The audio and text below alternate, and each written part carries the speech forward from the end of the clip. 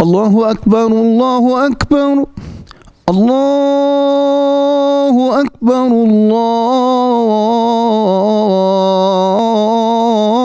Allahu Ekber. Eşhedü en la ilahe illallah. Eşhedü en la ilahe illallah. Eşhedü enne Muhammeden Resulullah. Eşhedü enne Muhammeden Resulullah.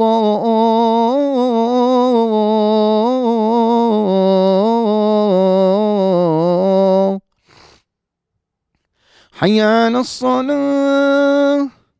Hayya alassalah.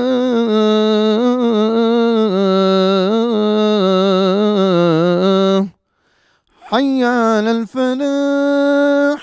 حي على الفلاح.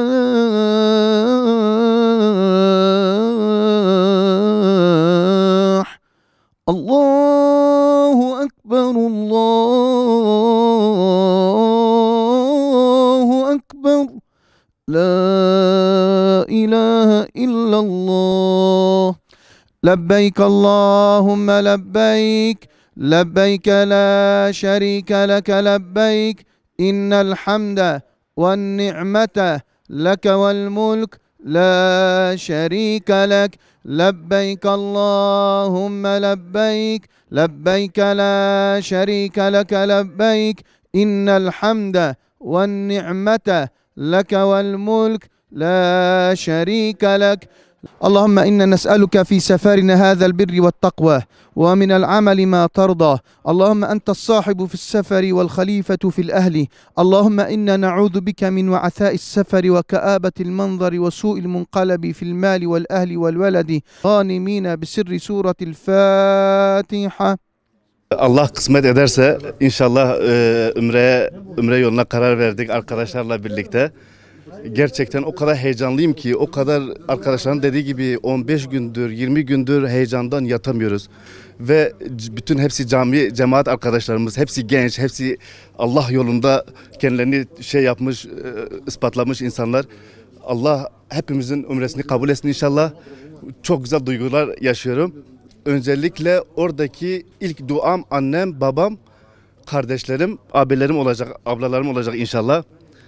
Allah gitmeyenlere de nasip etsin. Allah herkese nasip etsin inşallah.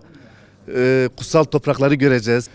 İmanımızı sıkılaştıracağız. Çok enteresan bir şekilde oldu. Hepimizin de zaten gitme isteği, gitme arzusu fazlasıyla vardı.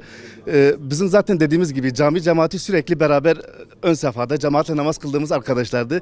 Öyle namazdan çıkıp bir arada toplanıyorduk. Sohbetimiz, muhabbetimiz vardı. Hani Ümre'de olsaydı üzerine âlâ olurdu dedik. Ve kendi kendimize karar verdik.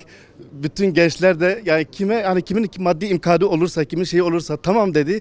Allah'ın izniyle karar verdik ve yola çıkıyoruz bu gece Allah'ın izniyle. Bunun güzelliği bambaşka çünkü hepsi böyle planta gibi insanlar, güzel bir ortam, güzel dostlar. Tekrar dediğim gibi Allah gitmeyenlere de nasip etsin inşallah. Bu duyguyu herkesin yaşamasını istiyorum. Yani yaşasaydın abi sana anlatırdım ama işte anlatılmaz. Ramazan abi de başladı. Ramazan abi rüyasında görmüştü. İşte o rüyayı anlatınca toplandık. Yani gidecek kişileri görmüştü. Sonra birleştik işte 4 kişiyi 5 kişi görmüştü rüyasında. 10 oldu. İşte şimdi 18 kişiyiz. Herhangi bir Müslüman hangi duyguyu yaşıyorsa ben de şu an aynı duyguları yaşıyorum. Yani herkeste olduğu gibi bizde de heyecan var. Sonuç olarak Mekke-i Mükerreme'yi göreceğiz.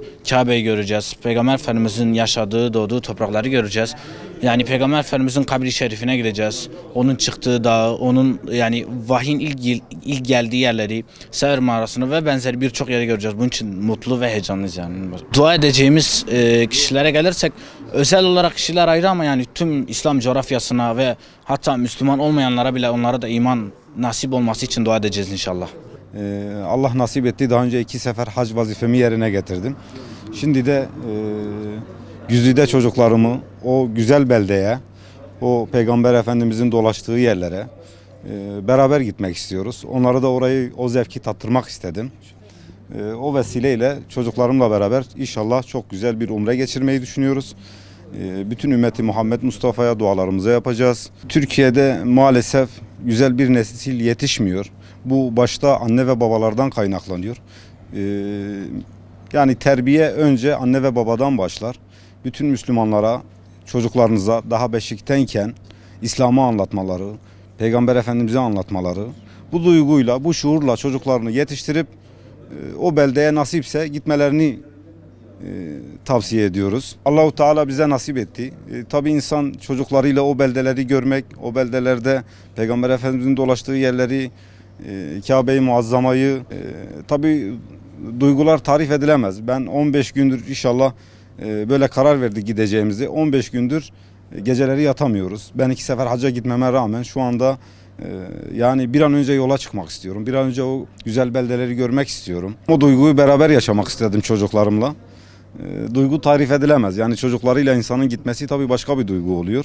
Vallahi duygular tabii tarif edilemez. Çünkü Resulullah Aleyhisselatü Vesselam'ın doğduğu, büyüdüğü, çok eziyetler çektiği topraklara gideceğiz. İnşallah orada ibadetlerimizi yapmaya gideceğiz. Sevinçliyiz. Rabbim herkese nasip eylesin. İslam coğrafyası maalesef ama maalesef kan ağlıyor. Biz zulmü durduramazsak bile bizim elimizdeki silahımız duadır. Dualarla inşallah İslam coğrafyasında akan kanın durması için, Müslümanların daha refah bir ortamda yaşayabilmeleri için inşallah kutsal beldelerde Müslüman kardeşlerimize dua edeceğiz. Özellikle Çin zulmü altında bulunan Müslüman kardeşlerimize, Arakan'da ve ismini sayamadığım diğer ülkelerde Müslüman kardeşlerimize inşallah dua edeceğiz. Çünkü orası öyle bir yer ki Kabe'de bir yer var. Dua edildiği zaman 70.000 tane meleğin amin dediği bir yerdir. Ve biz inşallah orada bütün Müslüman kardeşlerimize dua edeceğiz. Umre'ye gidecek gençlere öncelikle gitmeden önce bir Peygamber Efendimiz Aleyhisselatü Vesselam'ın şahsiyetini, maneviyatını, ne iş yaptığını, alem-i İslam'a neler getirdiğini, İslamiyet'in, imanın, Kur'an'ın hayatımızı nasıl şekillendirmesi gerektiğini, Peygamber Efendimiz Aleyhisselatü Vesselam, Hazreti Ayşe annemizin de dediği hulukul Kur'an, yani Kur'an'ı hayatına uygulamış, her şeyini her tarafa yaymış. Onun nasıl yaptığını görsünler, anlasınlar, mahiyetini bilsinler, öyle gitsinler. Yani boş olarak gittikten sonra boş davuldan çok ses çıkar. Dolu olmamız lazım. Alem İslam'ın şu anki halinin içimizde paramparça kanlar akıttığını bilmemiz lazım. Ne kadar da biz rahat içerisinde olsak orada masumca öldürülen Müslüman kardeş, Arakan'da olsun, Çin'de olsun, diğer Hindistan ülkelerinde olsun, Afrika'da olsun, yani o zalimlerin bir an önce zulümlerinin durmasını inşallah Cenab-ı Hak bütün alemi İslam'a huzuru, mutluluğu, saadeti getirmesini inşallah Cenab-ı Hak'tan niyaz ediyoruz. Ve inşallah yarın kutsal topraklarda olacağız. 20 gün boyunca da inşallah bütün alemi İslam'a biz bu duayı edeceğiz. İnanıyoruz ki dünya, hoşgörü, adalet, değil mi? İyilik ve İslam'ı yaşatmakla güzel olacağına inanıyoruz.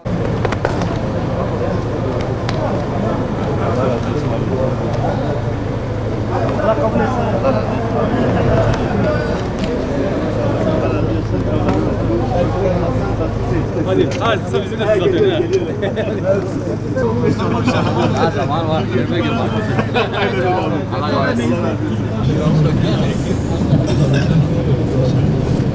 Ama seninkini de bıraksana. Allah